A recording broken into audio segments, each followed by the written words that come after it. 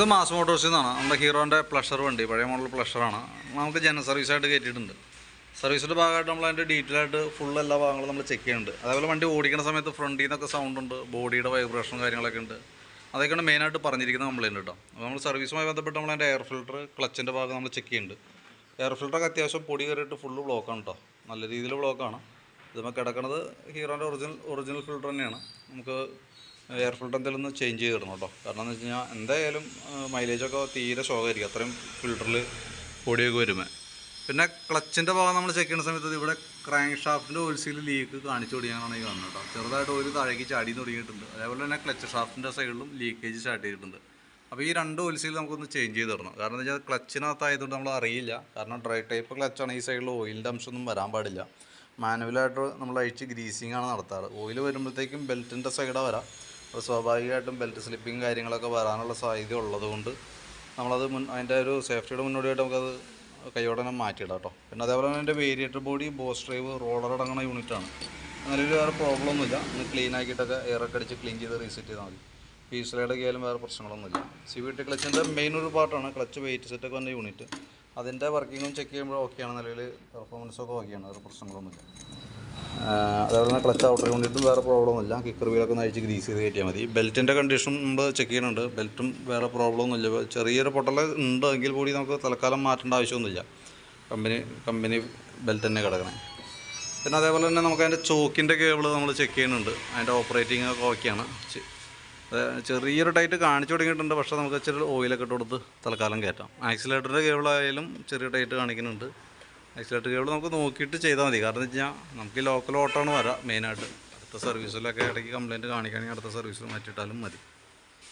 പിന്നെ അവിടെ ഹെഡിൻ്റെ ഭാഗത്തൊന്നും വേറെ പറയത്തക്ക പ്രശ്നമൊന്നുമില്ല. പിന്നെ ഫ്രണ്ട് സൈഡിലേക്ക് വരുമ്പോൾ ഫ്രണ്ട് സൈഡിലാണ് നമുക്ക് ആ ഗട്ടറിലൊക്കെ ചാടുമ്പോൾ നല്ല രീതിയിൽ അടി കാണിക്കുന്നതിൻ്റെ ഒരു റീസൺ. കാരണം ഇവിടെ ബുഷൊക്കെ പോയി കിടക്കാം. ഈ സൗണ്ട് ശ്രദ്ധിച്ചാൽ തന്നെ അറിയാം അതിൻ്റെ ഉള്ളിലൊക്കെ നല്ല രീതിയിൽ ഷെയ്ക്ക് വന്നിട്ടുണ്ട്. ഇത് ശരിക്കും പറഞ്ഞാൽ ഇതിൻ്റെ ഉള്ളിൽ കോപ്പർ ടൈപ്പ് ബുഷ് വരാം. അപ്പോൾ അതൊന്നും മാറ്റി, മെറ്റൽ ടൈപ്പാണ്, മെറ്റലും കോപ്പറും കൂടിയിട്ട് വന്നതായിട്ടാണ്. അപ്പോൾ അതൊന്ന് മാറ്റി റീസെറ്റ് ചെയ്ത് ഞാൻ ഓക്കെ ആവും. അതേപോലെ കുഷ്യൻ അസംബ്ലിയുടെ ബുഷുകളും ഒന്ന് മാറ്റിയിട്ട് വേണം നമുക്ക് റീസെറ്റ് ചെയ്യാനായിട്ട്. ഫ്രണ്ടിലത്തെ ബ്രേക്ക് ലൈനർ കുഴപ്പമൊന്നുമില്ല, ഒന്ന് ക്ലീനാക്കി റീസെറ്റ് ചെയ്താൽ മതി. വേറെ പ്രശ്നങ്ങളൊന്നും കാണുന്നില്ല. ബാറ്ററിയുടെ ഭാഗം നമ്മൾ ചെക്ക് ചെയ്തുകൊണ്ട് ബാറ്ററി ടെസ്റ്റും കൂടി കൂട്ടത്തികൾ നടത്തുന്നുണ്ട് കേട്ടോ. അപ്പോൾ നമ്മൾ അതിൻ്റെ വോൾട്ട് ചെക്ക് ചെയ്യുന്ന സമയത്ത് 12.5 റേഞ്ചൊക്കെ വരെ വന്നേക്കും. പിന്നെ ബാറ്ററി നമ്മൾ ടെസ്റ്റിലേക്കും കൊടുത്തിട്ടുണ്ട്. ടെസ്റ്റിൽ കൊടുക്കുമ്പോൾ നല്ലൊരു ഡാമേജ് ആയിട്ടാണ് കാണിക്കണത്.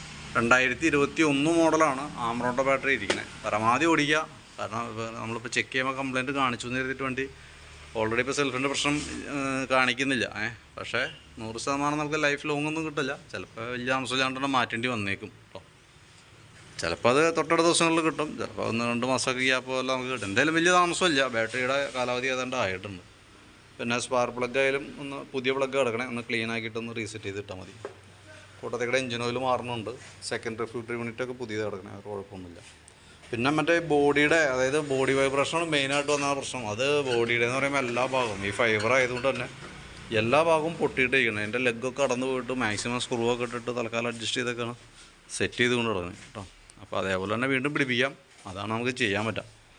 പിന്നെയെന്ന് പറഞ്ഞാൽ നമുക്ക് ഈ മോഡൽ പഴയ മോഡലായതുകൊണ്ട് തന്നെ ഇതിൻ്റെ ഒരു കവർ മാത്രമായിട്ട് ഇപ്പോൾ ഓർഡർ കിട്ടില്ല. ഇതിൻ്റെ ശരിക്കും പറഞ്ഞാൽ എല്ലാം കൂടി കിറ്റായിട്ട് വരാം. കമ്പനി സാധനം കേട്ടോ, ഒറിജിനലായിട്ടാണ് ഉദ്ദേശിക്കുന്നത്. ഇതിൻ്റെ ഈ പഴയ മോഡലാകുമ്പോൾ എല്ലാം ഒറ്റ കിറ്റായിട്ടാണ് വരിക. ഏകദേശം 5000 രൂപ 1500 അടുത്ത് നമുക്ക് അതിന് കോസ്റ്റ് വരുന്നുണ്ട്. അപ്പോൾ ഇതിൻ്റെ എല്ലാം തന്നെ ഈ സൈഡൊക്കെ പൊട്ടി ഒട്ടിച്ചൊക്കെ വെച്ചേക്കണതാണ്. ഫ്രണ്ട് കവറുകളും ഡാമേജാണ്, ബാക്കിലെ പീസുകളും ഡാമേജ് ഉണ്ട്. അപ്പോൾ മാറ്റാണെങ്കിൽ ഒരുമിച്ച് മാറ്റി വെച്ചാൽ മതി, അതായിരിക്കും കുറച്ചുകൂടി ബെറ്റർ. കാരണം ഫുൾ കിറ്റായിട്ടാണ് ഇപ്പോൾ നിലവിൽ കമ്പനി അത് അയക്കുന്നത്. അപ്പോൾ ഞാൻ അതിൻ്റെ ഡീറ്റെയിൽസൊക്കെ ഒന്ന് വാട്സാപ്പിലേക്ക് സെൻഡ് ചെയ്തിടാം. നമുക്ക് ഏകദേശം ഈ പറഞ്ഞിരിക്കുന്ന വർക്കുകൾ നമ്മൾ ചെയ്തു വരുമ്പോൾ എത്ര കോസ്റ്റ് വരുമെന്ന് നോക്കിയിട്ട് അതിൻ്റെ ഒരു എസ്റ്റിമേറ്റും കൂടി വാട്സാപ്പിൽ ഇട്ടേക്കാം കേട്ടോ. നോക്കിയിട്ടൊന്ന് റിപ്ലൈ ഇട്ടാൽ മതി. ഓക്കെ.